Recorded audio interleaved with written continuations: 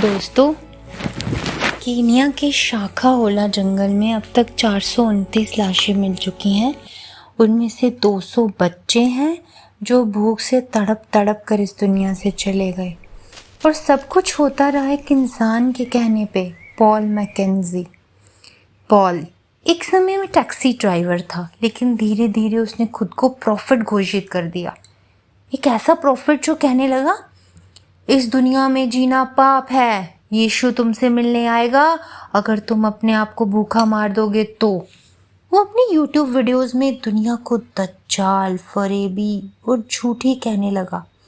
Schools को शैतानी, क्योंकि स्कूल्स में हमारे बच्चों को लेस्बियनिज्म और गेइज्म सिखाया जाता है। और सोशल मीडिया पर अपना एक वर्चुअल मजहब बना लिया उसने।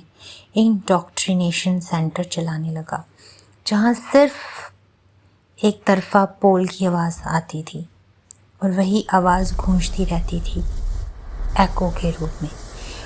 उसके फॉलोअर्स ने उसको मान लिया और उसके कहने पर स्कूल छोड़ दिया, दवाइयाँ लेना छोड़ दी, जंगलों में जाकर अपने बच्चों को भूखा मारने लगे। जब पहली बार पुलिस ने उसे पकड़ा तो कोर्ट ने कह दिया फ्रीडम ऑफ रिलीजन है, तो मैकेंजी को अपना रिलीजन प्रैक्टिस करने का राइट है। लेकिन जब फ्रीडम के नाम पर लाशें मिलती हैं तो ये आज़ादी नहीं, एक कैद बन जाती है दोस्तों, ज़हनी, जज्बाती और रूहानी। दोस्तों, ऐसी एक घटना USA जैसे देश में घट चुकी है। हेवंस गेट कल्ट का नाम सुना है आपने?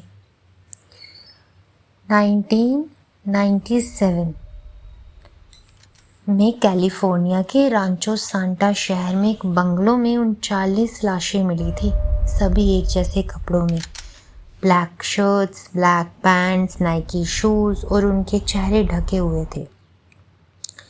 दोस्तों, ये कोई रॉबरी या मास मर्डर नहीं था, ये था हेवंस गेट नाम के कल्ट का डिपार्चर रिचुअल।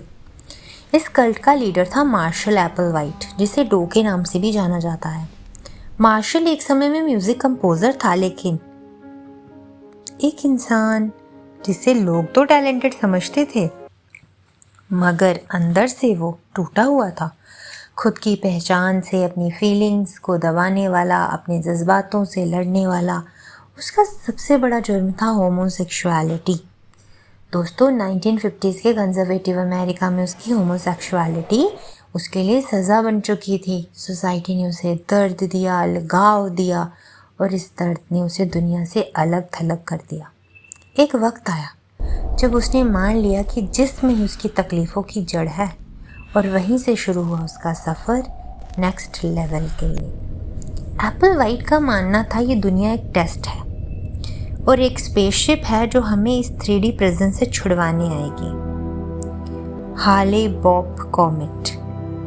दोस्तों, हाले बॉब धूमकेतु के पीछे वो स्पेसशिप उन्हें लिवाने आएगी, ये उसकी कॉन्स्पिरेसी थ्योरी आप मान सकते हैं। उन लोगों ने उसे मान लिया और उसके पास आए, उसका हाथ थामने। वो सब भी कहीं ना कहीं अपने आप से हारे हुए लोग थे। उन्होंने अपना सब कुछ छोड़ दिया, फैमिलीज, नौकरी, पहचान, जेंडर तक। उसके कहने पर अपने अपने गुप्त अंगों तक को त्याग दिया उन्होंने और नपुंसक होते चले गए। वो बन गई नेक्स्ट लेवल के ट्रैवलर, एक नए प्लैनेट के लिए रेडी होने वाले पैसेंजर्स। एप्पलवाइट ने इंटरनेट का इस्तेमाल किया, बखूबी इस्तेमाल किया। 90s के एरा में अपने सरमन्स को वर्ल्ड वाइड वेब पर अपलोड करने लगा। साइंस फिक्शन का बेहतरीन इस्तेमाल करते हुए अपने आप को फरिश्ता घोषित किया। लोगों ने माना ये तो फरिश्ता है जो हमें इस दुनिया से निकाल कर मुक्ति देगा। और फिर एक रात सब ने मिलकर एग्ज़िट ले लिया और हमेशा हमेशा के लिए चैन की नींद सो गई। दोस्तों, हेवंस गेट कल्ट सिर्फ एक कल्ट नहीं है, ये वो एक इमोशनल रिफ्यूज कैंप जैसा है जहाँ हारे हुए लोग सुकून की तलाश में आते हैं और अक्सर सेंस ऑफ बिलोंगिंगनेस, झूठी सेंस ऑफ बिलोंगिंगनेस डिराइव करने लगते हैं।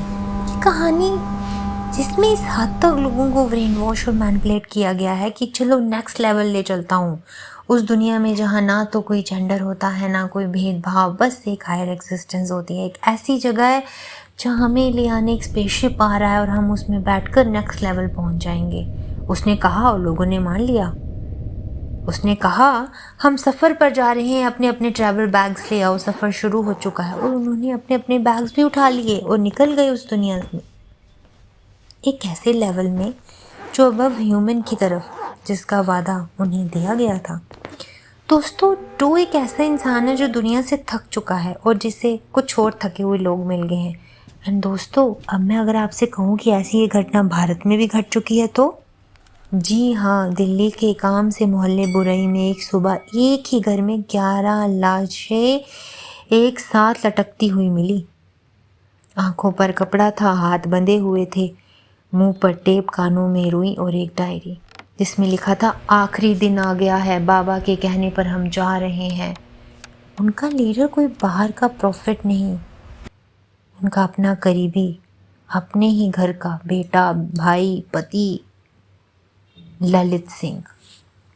बाबा की मौत के बाद उसके अंदर बाबा की आत्मा आने का विश्वास सा बनता चला गया। वो डायरी लिखने लगा और पूरी फैमिली ने बिना सवाल किए उस पर विश्वास कर लिया।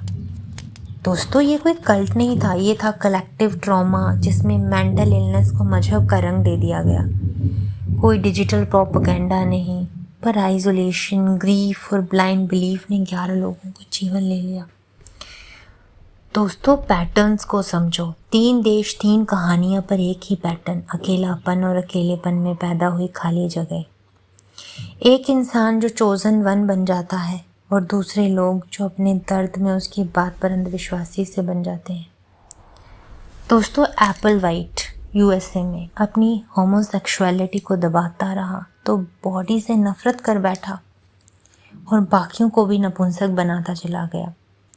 मैकेंजी गरीबी और गिल्ट से हारा हुआ, अपने आप को मसीहा बनाने वाला और बाइबल को स्पिरिट वाइज ना समझकर लेटर बाय लेटर इंटरप्रेट करने वाला। ललित ग्रीफ और पोस्ट ट्रॉमा स्ट्रेस डिसऑर्डर से ग्रसित, जो अपने आप को बाबा की आत्मा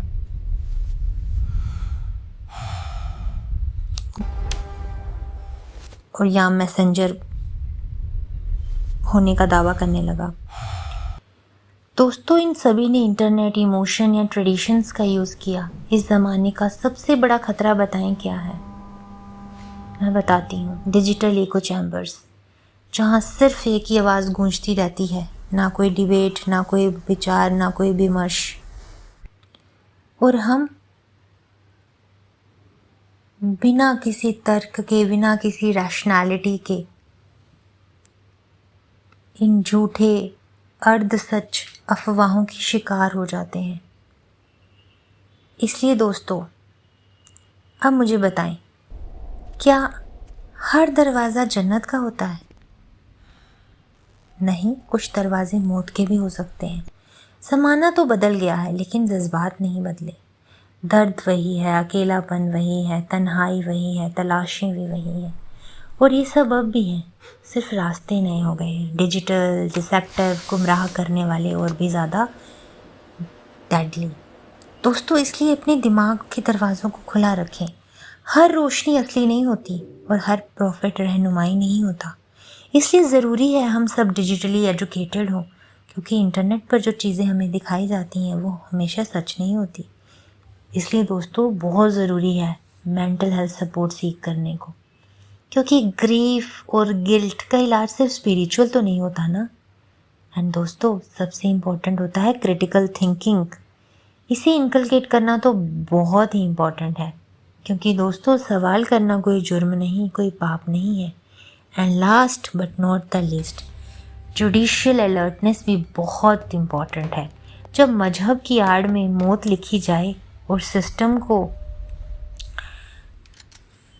बोलना चाहिए, वरना दोस्तों मैकेंजी जैसे राइट टू फ्रीडम का हवाला देते हुए कई पैदा हो जाएंगे मैकेंजी जैसे, ये कहानियाँ सिर्फ उनकी मौत की नहीं है, ये कहानियाँ हैं हमारे समाज की उस खालीपन की जिसे कभी समझा ही नहीं गया, बल्कि सिर्फ भरा गया झूठी उम्मीदों से, नकली प्रॉफिट्स या डिजिटल इल्यूजन से। और जब दोस्तों इल्यूजन टूटता है ना, तो बचता सिर्फ अंधेरा है।